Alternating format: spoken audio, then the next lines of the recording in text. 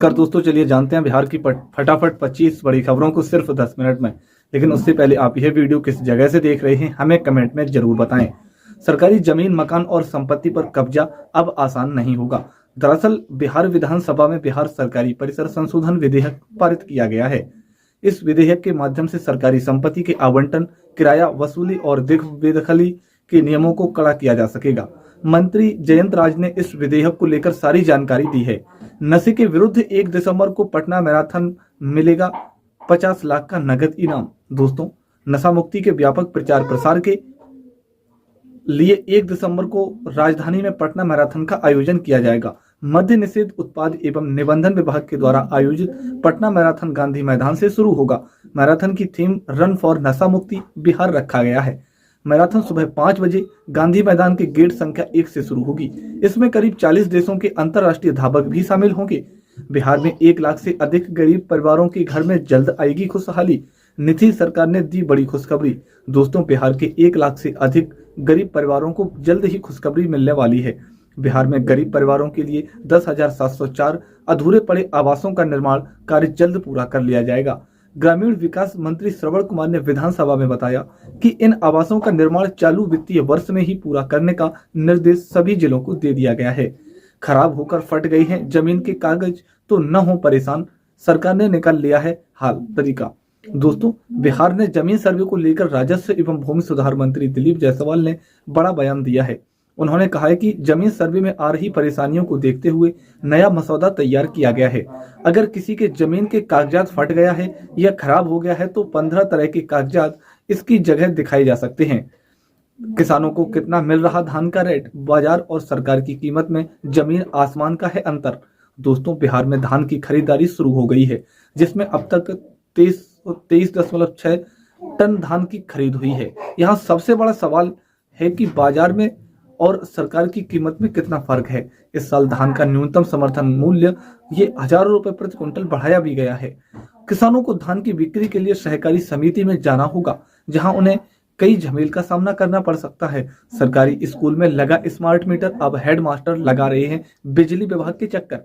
दोस्तों, बेगूसराय के कई सरकारी स्कूलों में स्मार्ट मीटर लगाई गई, लेकिन अब बड़ी मुसीबत खड़ी हो गई है। इससे स्कूलों में पढ़ाई प्रभावित हो रही है। प्रधानाध्यापक बिजली विभाग के कार्यालय का चक्कर लगा रहे हैं।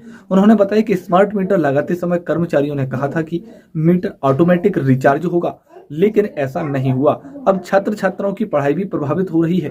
बिहार में सरकारी जमीन पर कब्जा करने वालों की खैर नहीं, जेल जुर्माना बिल विधानसभा में पास। दोस्तों, बिहार सरकारी जमीन पर अवैध रूप से कब्जा करने वालों की अब खैर नहीं है। नीतीश सरकार ने सरकारी परिसर पर कब्जे को लेकर कड़ा कानून बनाया है। इससे संबंधित बिल बुधवार को बिहार विधानसभा से पारित हो गया। इसके तहत 6 महीने की जेल के साथ ही हजारों रुपए के जुर्माने का भी प्रावधान किया गया है। 25,000 में अगर आपने एक बाइक भी किसी तरह के मॉडिफिकेशन कराया है तो आपको बेहद सावधान रहने की जरूरत है, वरना पकड़े जाने पर चालान किया जा सकता है। गोपालगंज के 5 लाख से अधिक राशन कार्ड धारकों पर संकट, अनाज मिलना हो सकता है बंद। दोस्तों, राशन कार्ड धारकों के लिए ई-केवाईसी अनिवार्य है। 31 दिसंबर तक ई-केवाईसी नहीं कराने वाले लाभुकों का नाम राशन कार्ड से काट दिया जाएगा। जिले में 56,000 से अधिक लाभुकों ने अभी तक ई-केवाईसी नहीं कराई है। राशन कार्ड जिन वितरण प्रणाली विक्रेता की दुकान पर जाएं, ईपीएस यंत्र के माध्यम से ई-केवाईसी बिल्कुल निःशुल्क करा लें। राशन कार्ड धारकों को अनाज भी मिलना बंद हो जाएगा। पटना से राजगीर 4 लेन हाईवे बनेगा। नालंदे में चौड़ा होगा रोड। दोस्तों, बिहार की राजधानी पटना से ऐतिहासिक धार्मिक नगरी राजगीर तक सड़क मार्ग से आवागमन सुगम होने वाला है। पटना से नालंदा जिले के राजगीर के लिए नया 4 लेन हाईवे बनाया जाएगा। सालेपुर से राजगीर तक अभी 2 लेन सड़क है। इसे चौड़ा करने का कार्य जल्द ही शुरू होगा। पथ निर्माण विभाग की ओर से जल्द ही इसका कार्य शिलान्यास होगा। पेट्रोल डीजल पर टैक्स सरकारों ने 5 साल में कमाई 36 लाख करोड़। दोस्तों, पिछले 5 सालों में केंद्र और राज्य सरकार ने पेट्रोल और डीजल पर टैक्स लगाकर 36.5 लाख करोड़ रुपए कमाए हैं। वित्त वर्ष में 2019 से 20 से लेकर 2024-25 की पहली तिमाही तक केंद्र सरकार ने करोड़ों और राज्य सरकार ने 14 लाख करोड़ों से रुपए वसूले हैं। इस दौरान अंतर्राष्ट्रीय बाजार में कच्चे तेल के दामों में गिरावट आई है, लेकिन पेट्रोल डीजल की कीमतों में कोई कमी नहीं आई है। बिहार में कई प्राइवेट ITI की मान्यता रद्द होने का खतरा, सरकार करेगी मानकों की जांच। दोस्तों, बिहार में चल रहे निजी औद्योगिक प्रशिक्षण संस्थान को कसौटी की नकेल पर कसा जाएगा। सरकार की ओर से तय मानदंडों के आधार पर निजी ITI की जांच की जाएगी। जो मानक पर खरा नहीं उतरेंगे उनका पंजीकरण रद्द कर दिया जाएगा। श्रम संसाधन विभाग ने इसकी तैयारी कर ली है। अधिकारियों से मिली जानकारी के अनुसार राज्य में 1200 से अधिक प्राइवेट ITI में बिहार में चुनाव से पहले 22,000 किलोमीटर सड़कें बनेगी। नीतीश सरकार करा रही है सर्वे। दोस्तों, बिहार में विधानसभा चुनाव 2025 से पहले गांवों में सड़क की स्थिति सुधार ली जाएगी।